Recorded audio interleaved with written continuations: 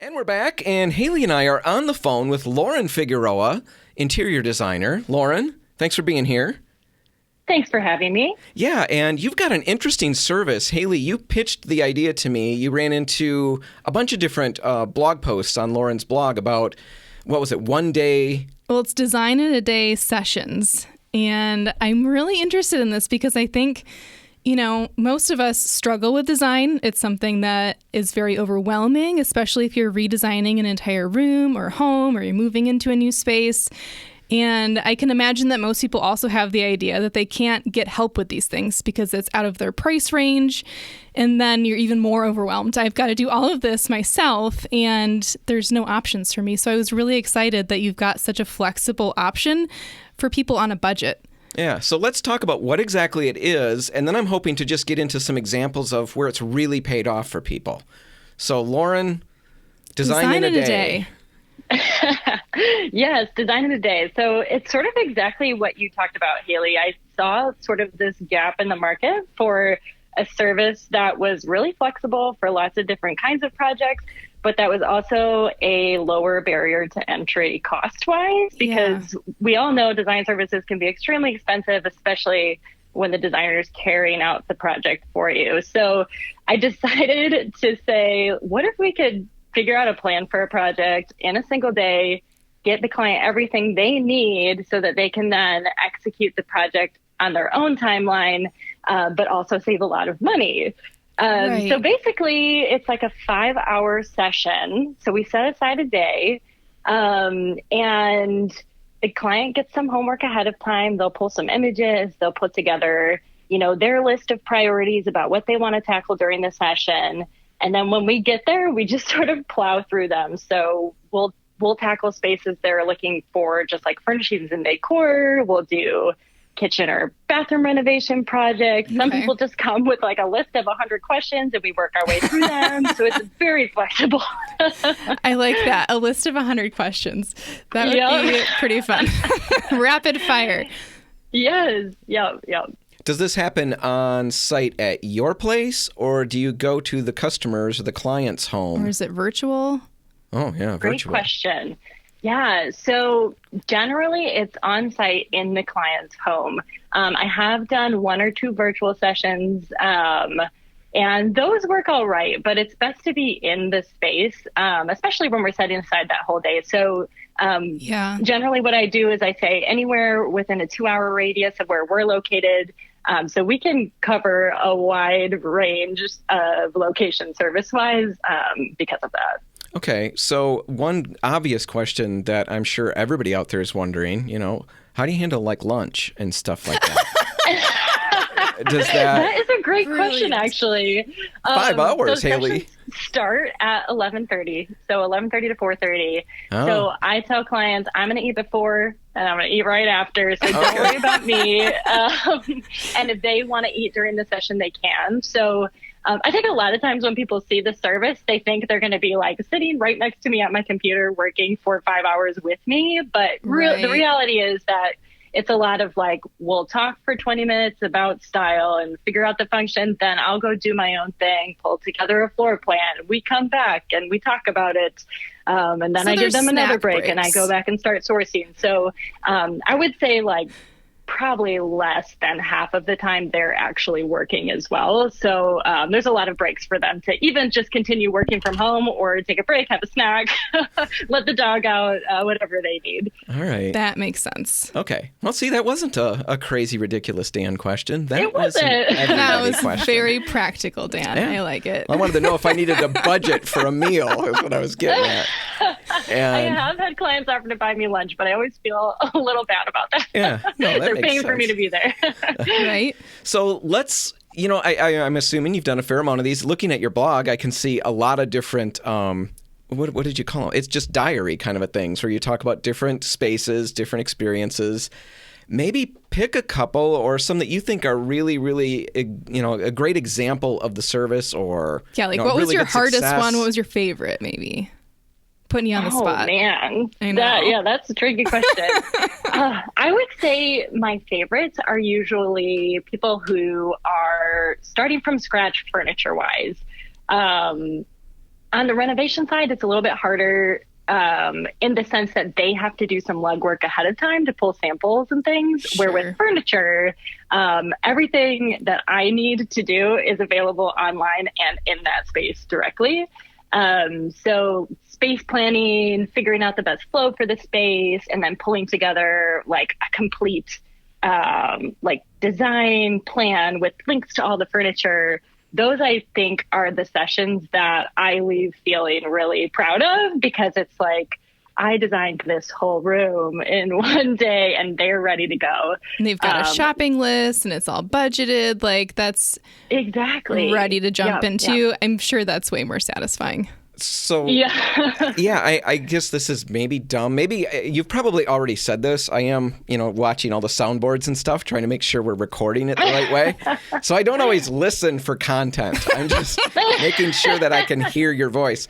But like Haley just mentioned, they leave they've got a shopping list and it's all budgeted. So I'm assuming that's all part of it.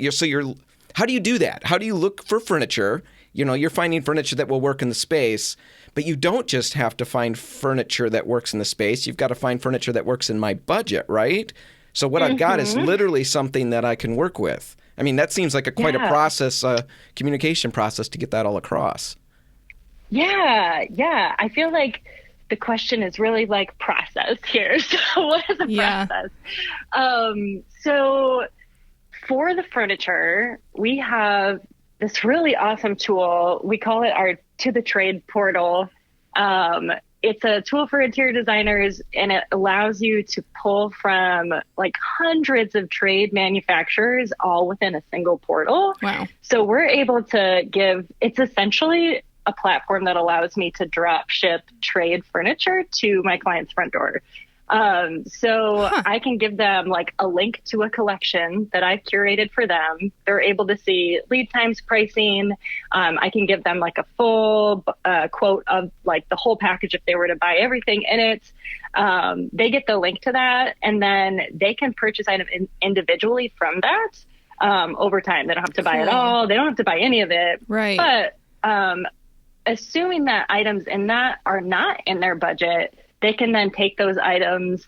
They all have the item details, the size, the dimensions. So they can say, all right, I need a sofa in this color and this size. This particular one is maybe out of my budget, but I can then go to a resource that's more in my budget, like maybe like a Wayfair or something like that, and use those parameters to then purchase things that make more sense for them.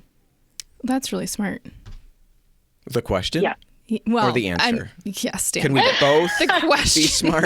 Okay, the question. The answer was very good. No, I like that. It's essentially kind of like the multiple listing sites for real estate agents where they can see everything that's on the market and have a budget. Yes. And then they're just giving those links to their clients. That makes, All right. So you mentioned that when you start from scratch, when the homeowner doesn't have any furniture, or they're redoing. I'm assuming they all have furniture to some extent, but they're replacing it all. Those are the easy ones. Those are the fun ones, you said, where you really just have free reign.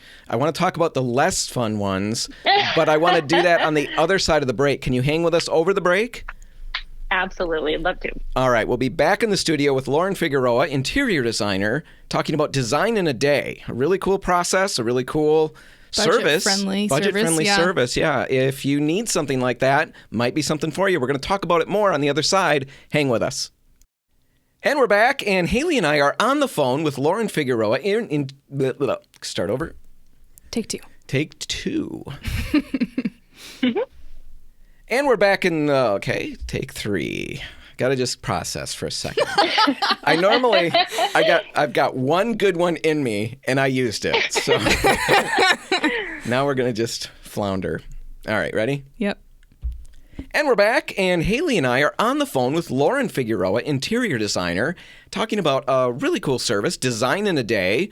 Lauren will come out and, in the course of 5 hours, help you figure out what you need to do with whatever space you're particularly working with. A plan, a shopping list, floor plan. All kinds of stuff. Last segment, we talked about Lauren's favorite approach to this, or favorite, the way it works out the best sometimes is when everybody's starting from scratch, replacing the furniture. And it's easier in some regards, and it's probably more rewarding. I think that was what I gathered from that. You just see this whole space come together that you put together. And very cool, right, Lauren? Absolutely. All right, so I got that part right. Now, let's talk about the thing you kind of, you hint at. When you talk about your favorite, it automatically means there's a less favorite or one that's harder or one, whatever. Yes. Let's talk about those, and let's talk about the scenarios where somebody has all the furniture. I've already got all the stuff that I want to work with, or that I can't afford to replace it. What can you do in a situation like that? Because I know, before I let you go with the question, I want to clarify a little more. I know when people will come into the store at Repcolite and they're not replacing their furniture, some of the key things in the room, they feel like they're really locked in. I've already got a color on the wall that works. I can't imagine another color that's going to really change the space because I'm not changing my furniture. Right. How much change can you bring about when some of those key items aren't going to change? That's a challenging question. There's only so much you can change. So I think in those scenarios, I would see what I have to work with, come up with the best possible solution with those items, but then maybe nudge the client on one or two new items that might take the space just to that next level. I think sometimes people need to see the plan or the idea in order to buy into it, and realize that they can let go of the thing that they already have.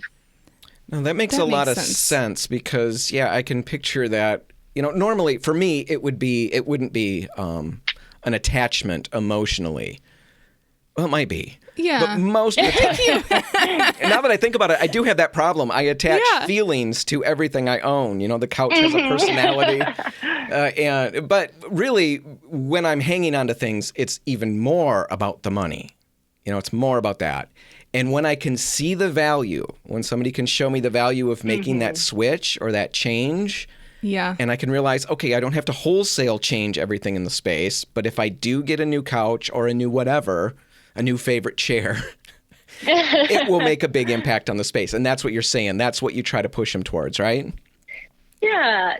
And I think too, the great thing about the day session is that I'm not asking you to do it all right now. This is a plan that you can use. You can execute it over the course of a year or two. So I could say, all right, you're going to use your current sofa now, but down the road, it would be really cool, if you replace this massive sectional with, a sofa and two accent chairs, you're going to get more of that feel you're looking for. So buy the accent chairs now, and then down the road, buy the sofa. And you can kind of gradually get to that stage you like, because we can't all just do it all at once. That's not practical for all our budgets. I think that's a really practical approach. I think that's what's so nice about the service in general is that it's design in a day, but that's the plan in a day. And then it's design on your own schedule. It's coming together over time. And I think that's less overwhelming for one. And it's also just more budget friendly. I think any of us can wrap our heads around doing that. Whereas doing everything at once, replacing everything at once it's really taxing. No, definitely. Absolutely. So, Lauren, we've probably got about 4 minutes or so left. I'm curious if there are any of these experiences, that stand out to you where you walked in and you really made a big difference and the customer was really, really excited about the new direction. Is there anything that jumps out at you from all of these that you've done? Yeah, I would say maybe two specifically. So the first one was kind of that scenario I described before about someone starting from scratch with furniture. So they'd been in the house for a long time. She was a medical professional, super busy. And she was like, my kids are to that point where they're not going to destroy my furniture. So I just want to upgrade this one room. And we pulled together a plan that she was really excited about. And I was really excited about too. And the room had really good bones. And she just executed it so perfectly. And she did it really fast too, which I know we're just describing that. That's not necessarily the point, but it's cool if you can. Yeah. And to see her be able to just buy everything in that collection and bring it all together really quickly, but also be able to save so much time and cost by executing it on her own. So I was just really excited for her that she was able to just like trust the plan and get it all done and end up with an end product that she was really excited about. So that's on the furniture side. I would say on the other side, I had a couple of clients, young parents. They just bought this house that was like wallpaper everywhere, but in pristine condition, probably from like the 80s. Oh, that wallpaper. Really rich wood kitchen with like a bunch of like weird walled off areas. Like, you know, that kind of 80s house, like 80s. A little time capsule. Yes. And like, it would have been a beautiful kitchen in the 80s. But yeah, so she had a really good idea what she wanted for her kitchen. And so I ended up just spending almost the whole 5 hours just like 3D mocking up her kitchen. Wow. Because that's what was going to be most helpful for them.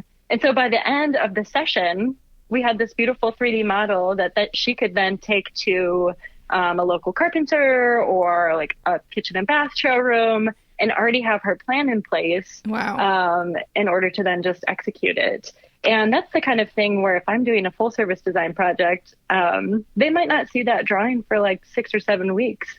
Yeah, because that's a But in this ton of scenario, work. she got it in a day. Wow. I mean, that's really incredible. I'm like taken aback.